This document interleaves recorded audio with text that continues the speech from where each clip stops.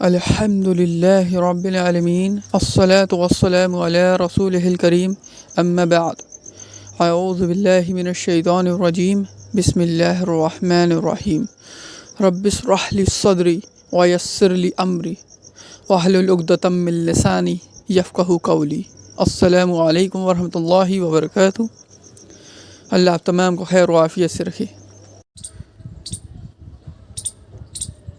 دوسرے نواقص کی بات کر لیتے ہیں۔ جو دوسرا نواقص ہے اس کی شرح وہ یہ ہے کہ جو شخص اپنے اور اللہ کے درمیان واسطہ اور وسیلہ اختیار کرے، یا اس سے دعا مانگے، یا پھر اس سے شفا طلب کرے، یا پھر اس پر پورا توکل کرے، تو ایسا شخص کافر ہے۔ اس کا مطلب یہ ہے کہ جو شخص اللہ تعالیٰ اور اپنے خود کے درمیان کوئی ایک ایسا واسطہ یا وسیلہ اختیار کرے جس کی قرآن و سنت میں کوئی بھی صریح دلیل نہیں ہے، یا پھر قرآن و سنت میں اس کی ممانعت ہے، منع کیا گیا ہے، تو ایسا شخص کافر ہو جاتا ہے، کیونکہ وہ بیچ میں جو ذریعہ ہوتا ہے اسی پر اپنا توکل کرتا ہے، اور توکل صرف اللہ پر کرنا چاہیے۔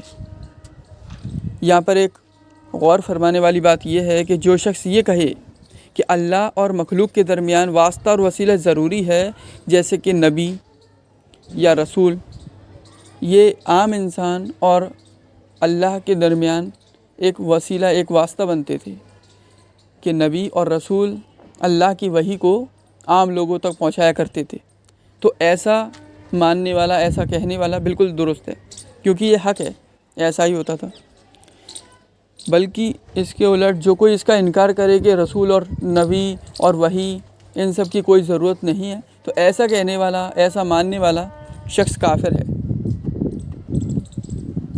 اب دیکھنے والی بات یہ ہے کہ جو لوگ واسطے اور وسیلے سے مراد یہ لیتے ہیں کہ ہم سیدھے اللہ تک نہیں پہنچ سکتے، بلکہ ہمیں قبر کی، مزار کی یا کسی اور کی ضرورت ہے، تو ایسا ماننے والا شخص کافر ہے، کیونکہ اس نے اللہ کو کمزور مانا کہ وہ ہماری دعا کو ڈائریکٹ نہیں سن سکتا۔ اب وسیلے کی تفسیر اور اس کا مطلب بھی دیکھ لیتے ہیں۔ تو وسیلے کا مطلب ہوتا ہے قرب، یعنی کہ قریبی حاصل کرنا۔ قرآن پاک میں جہاں کہیں بھی یہ لفظ آیا ہے نا وسیلہ، اس سے مراد قبر کا وسیلہ بالکل نہیں ہے، بلکہ اس سے مراد اللہ کی عبادت کا وسیلہ ہے۔ وہ کام کرنا جس سے ہم اللہ کے قریب ہو جائیں، وہ وسیلہ کہلاتا ہے۔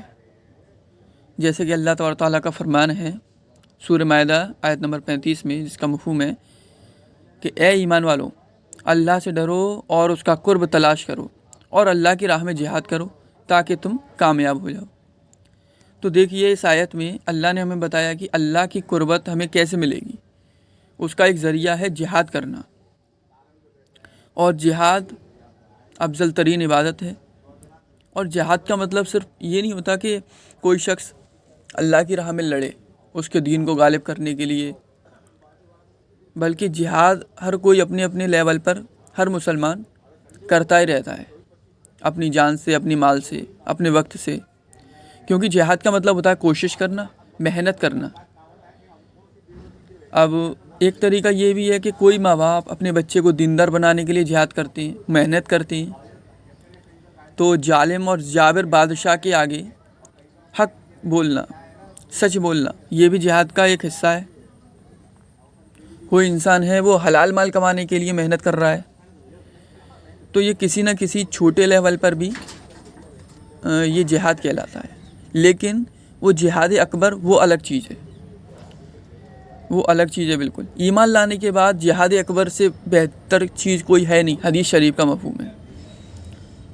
خیر، تو اب جو لوگ کہتے ہیں کہ جس طرح راجہ تک بات پہنچانے کے لیے پہلے ہمیں غلام تک یا اس کے وزیر تک بات پہنچانی پڑتی ہے، تو اسی طریقے سے ہم مردوں کا بھی سہارا لیتے ہیں، قبر کا بھی سہارا لیتے ہیں، تو ان کا یہ جہالت پن ہے اور کچھ نہیں ہے۔ اس کا سب سے بہترین جواب یہ ہے کہ انہوں نے اللہ کی اس طرح قدر کی ہی نہیں جس طرح ان کو قدر کرنی چاہیے تھی۔ کیا اللہ راجا کے جیسا ہی ہے نعوذ باللہ، راجا کی جتنی ہی اس میں طاقت اور قوت ہے، نعوذ باللہ ایسا نہیں ہے۔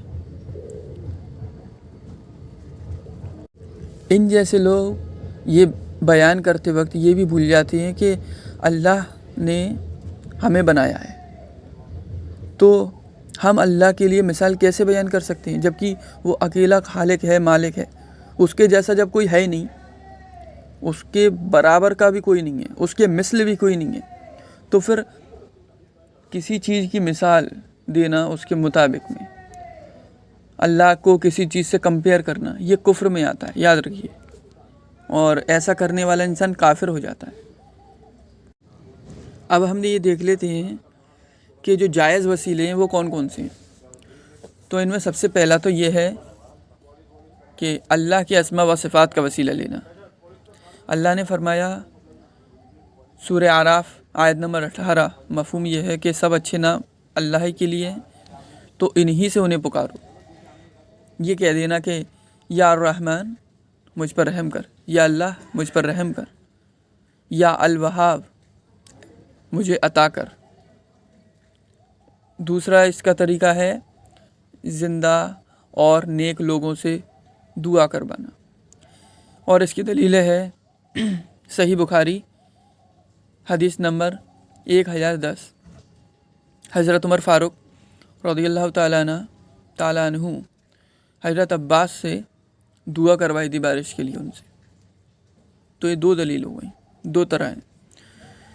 تیسرا طریقہ ہے وسیلے کا، وہ ہے اپنے نیک اعمال کا واسطہ وسیلہ لگانا۔ جس طرح ایک حدیث میں آتا ہے کہ وہ 3 نوجوان تھے اور وہ ایک غار میں گفا میں پھنس گئے تھے، تو تینوں نے اپنے اپنے نیک اور اچھے اعمال کا وسیلہ دیا، تو وہ جو غار کا منہ تھا جو کہ ایک چٹان سے بند ہو گیا تھا، وہ دھیرے دھیرے کھلتا گیا، کھسکتا گیا۔ اب یہ دیکھ لیتے ہیں ہم کہ جو ناجائز وسیلے ہیں جو کہ ہمارے سوسائٹی میں رائج ہیں وہ کون کون سے ہیں۔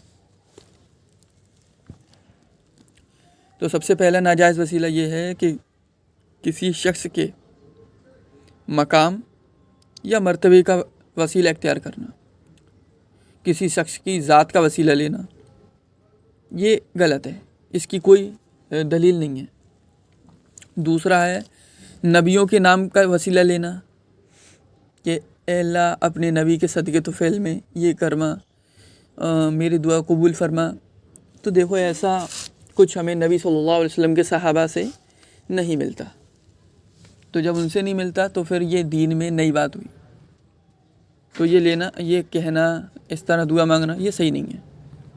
تیسرا ہے یا رسول اللہ مدد، یا علی مدد، اس طرح سے جو لوگ کہتے ہیں نا، تو یاد رکھیے یہ شرک ہے، بالکل شرک ہے، کیونکہ مدد صرف اللہ تعالیٰ سے مانگنی چاہیے۔ کچھ لوگ کہتے ہیں یا اللہ میری دعا کو اپنے نبی کے صدقے میں قبول فرما، تو یہ بولنا بدعت ہے۔ تو یہ 4 طریقے ہو گئے، ٹھیک ہے۔ تو یہ وہ طریقے ہیں جو ہمارے سماج میں، سوسائٹی میں، مسجدوں میں عام طور سے رائج ہیں، لوگوں کو نہیں پتہ، لیکن یہ غلط ہے۔ آخر میں صرف اتنا ہی کہوں گا کہ اکثر لوگوں کو یہ غلط فہمی ہوتی ہے کہ ہم کچھ بھی کریں، کیسے بھی اپنی زندگی گزاریں، اللہ کے رسول صلی اللہ علیہ وسلم ہمیں آخرت میں بخشوا ہی لیں گے۔ یہ ان کی غلط فہمی ہے۔ یاد رکھیے اللہ کے رسول صلی اللہ علیہ وسلم مغفرت کی دعا کریں گے اور سفارش بھی کریں گے، یہ بات صحیح ہے، لیکن ان کے لیے کریں گے جو کہ واقعی میں توحید پرست ہوں گے، لیکن گناہ گار توحید پرست ہوں گے۔ ان کے لیے نہیں کریں گے جو کہ کافر ہیں، مشرک ہیں، مرتد ہیں، ان کے لیے کوئی مغفرت کا وعدہ نہیں ہے، کوئی سفارش کا وعدہ نہیں ہے، ان کو تو صرف اٹھا کے جہنم میں پھینک دیا جائے گا، کوئی مغفرت نہیں، کوئی سفارش نہیں۔ یہ بات بالکل کلیئر کٹ آپ کے دماغ میں فٹ ہو جانی چاہیے، کیونکہ ایک انسان جو کہ پوری عمر بھر 1000 طرح کے گناہ بھی کرتا رہے نا، لیکن اگر وہ توحید پرست ہو تو اس کے لیے بھی امکان ہے کہ اللہ اسے معاف فرما دے۔ لیکن اگر کوئی شخص شرک پر، کفر پر مر گیا نا، تو پھر اس کے لیے کوئی امکان نہیں ہے کہ اسے جنت کی خوشبو بھی آئے گی۔